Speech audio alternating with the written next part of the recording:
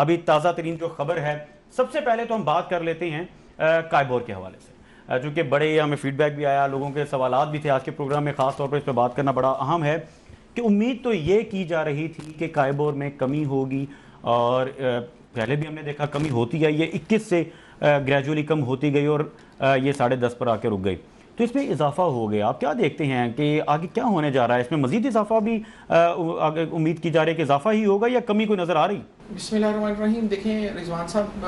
Policy rate کا جو تعلق ہے وہ انفلیشن کے ساتھ چل رہا ہے، اور انفلیشن آپ کے سامنے رک نہیں رہی، اور پھر دوسرا جو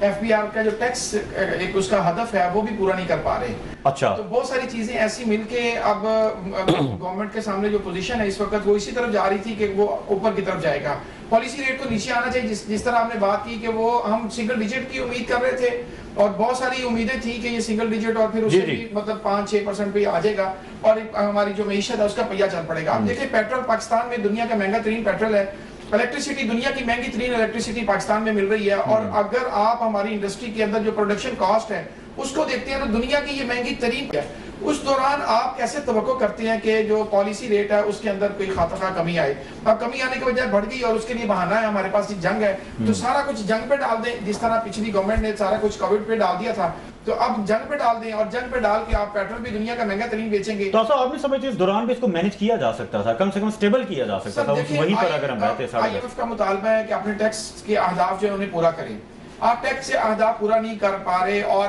مسلسل نااہلی ہے ایف بی آر کی، جس طرح ہم نے پہلے بھی بات کی پچھلے پروگرام میں بھی کہ ایف بی آر اپنے ٹیکس اہداف کو پورا کرنے کے بجائے وہ برڈن ڈال دیتی ہے ایک عام آدمی پر جو بیچارہ موٹر سائیکل چلا رہا ہے۔ صحیح۔ تو یہ بڑی ایک سخت ظلم اور زیادتی والی بات ہے، گورنمنٹ کو احساس کرنا چاہیے کہ اپنے اخراجات کم کریں، نہ کہ صرف اور صرف غریب آدمی موٹر سائیکل چلانے والے پہ آپ سارا کچھ ڈال دیں۔ اور دیکھیں جب آپ انڈسٹری کا پہیہ نہیں چلائیں گے، آپ مجھے 11.5% اور اس کے بعد جو بینکوں کا ریٹ وہ ڈال کر 14-15% پہ آپ مجھے دنیا میں کوئی بزنس کر کے دکھا دیں،